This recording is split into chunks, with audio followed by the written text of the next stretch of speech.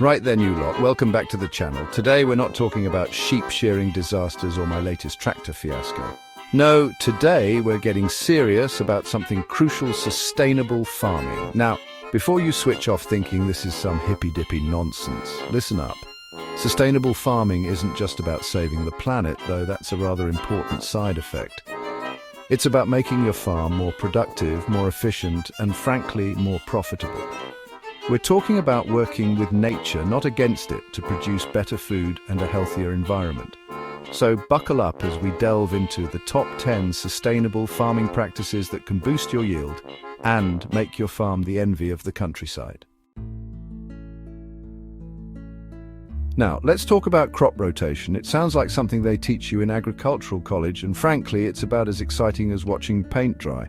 But don't let that fool you. This age-old technique is actually the backbone of good farming practices. It's been used for centuries and for good reason. See, planting the same crop in the same field year after year is like eating your favorite curry every night. Eventually, you'll get sick of it. The soil feels the same way. The soil gets depleted, pests move in, and yields plummet faster than a runaway tractor down a hill. It's a recipe for disaster. Crop rotation is about breaking that cycle. It's a strategic way to keep your soil healthy and productive. You plant different crops in a planned sequence, like a culinary masterpiece for your soil. One year it's wheat, the next it's legumes, then maybe some vegetables. Each crop plays a role. This keeps the pests guessing, prevents soil diseases, and ensures that the nutrients your crops need are replenished naturally. It's like giving your soil a well-deserved spa treatment. It's all about balance, you see. A balanced ecosystem leads to healthier crops and a more sustainable farming practice. So next time you think crop rotation is boring, remember it's the secret to thriving fields. Now, cover crops. They're like a warm duvet for your soil, protecting it during the off-season. Imagine this. Instead of leaving your fields bare after harvest, you plant a cover crop, something like clover, rye, or vetch. These plants act like tiny superheroes, preventing erosion, improving soil structure, and adding valuable nutrients. Think of it as a buffet for your soil microbes, keeping them well-fed and happy. And happy microbes mean healthy soil, which means healthier plants, and you guessed it, better yields. Plus, cover crops can help suppress weeds, reducing the need for those nasty herbicides. It's a win-win situation, really. Right, let's talk about tillage. Now, I know some of you love nothing more than getting out there with a plow and turning the soil over, but here's the thing. Too much tillage can be like shaking a bottle of champagne. All that fizz and excitement might look impressive, but it doesn't end well. Excessive tillage disrupts the soil structure, increases erosion, and releases precious carbon into the atmosphere. Reduced tillage, on the other hand, is like gently stirring a cup of tea. It's all about minimizing disturbance. You leave the soil mostly undisturbed, which helps conserve moisture, improve water infiltration, and reduce erosion. It's a calmer, gentler approach that your soil will thank you for. Now, this is where things get really interesting. Precision agriculture is all about using technology to fine-tune your farming practices and squeeze every last drop of efficiency out of your land. Forget relying on gut feeling and guesswork. This is about using data to make informed decisions. Imagine sensors in your fields, drones buzzing overhead, and GPS-guided tractors applying fertilizer with pinpoint accuracy. It's like something out of a science fiction film, but it's happening right now on farms around the world. By using technology to monitor crop health, soil conditions, and even the weather, you can optimize your inputs, reduce waste, and maximize your yields.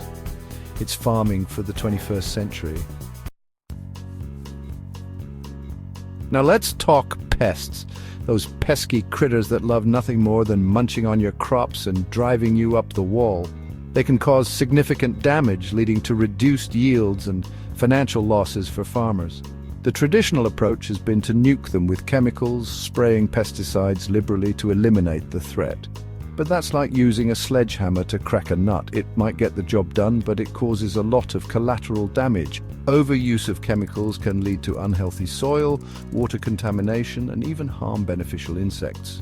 Integrated pest management, or IPM, is a smarter approach. It's a holistic strategy that combines different methods to manage pest populations. It's about using a combination of methods to keep pest populations in check without resorting to chemical warfare. This includes biological, cultural, and mechanical controls. This might involve introducing beneficial insects that prey on pests, using traps and barriers, or employing physical methods like row covers, or even adjusting your planting times to disrupt pest life cycles. Crop rotation and intercropping can also be effective strategies. It's about working with nature, not against it, to create a balanced ecosystem where pests are kept in check naturally. By doing so, we can keep those pesky critters at bay while promoting a healthier environment for our crops and ourselves. Now, I know some of you might think I've gone completely mad when I say this, but hear me out. Trees on farms. Yes, you heard that right. Agroforestry is all about integrating trees and shrubs into your farming systems, and it can have some surprising benefits. Think of it as creating a more diverse and resilient ecosystem on your farm.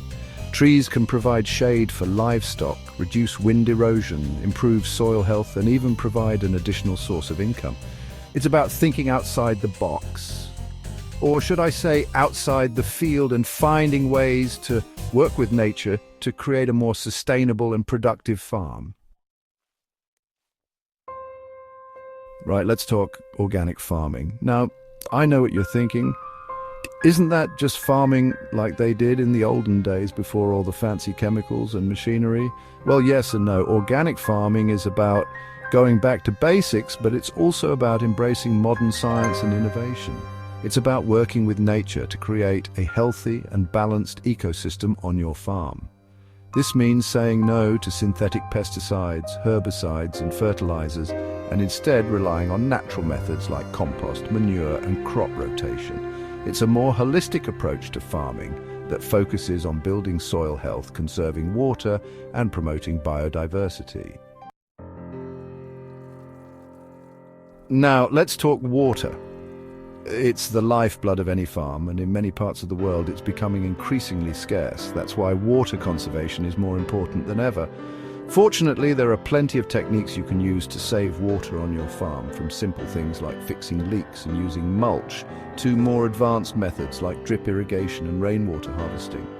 Drip irrigation, in particular, is a game changer. It's like giving your plants a slow, steady drink instead of blasting them with a fire hose. This reduces water waste, improves nutrient uptake, and can significantly boost your yields. Now let's talk energy. Farms use a lot of it, from powering tractors and irrigation systems to heating greenhouses and processing crops. But what if you could generate your own clean, renewable energy right there on your farm? Well, you can.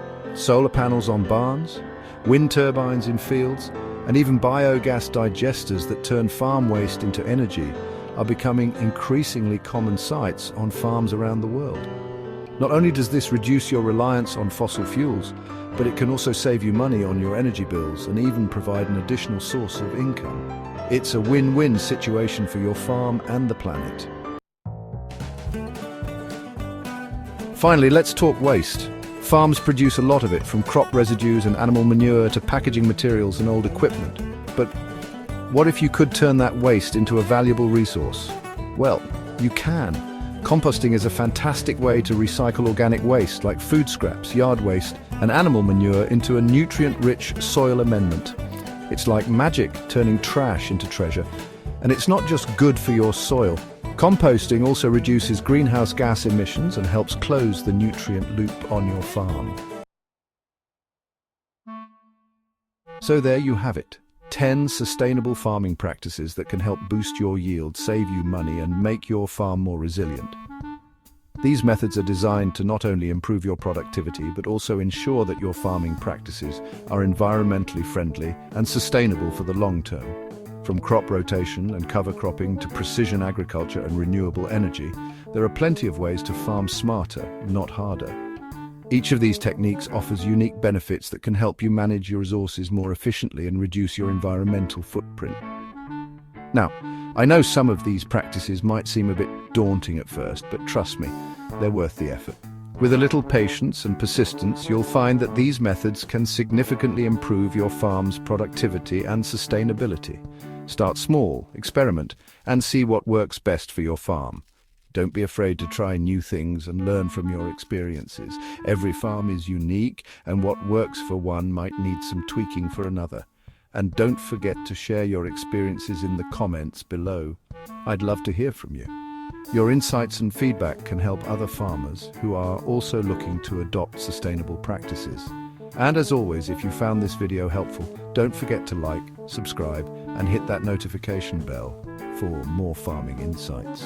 Your support helps us create more content that can benefit the farming community. Until next time, happy farming. Keep innovating and striving for a more sustainable future.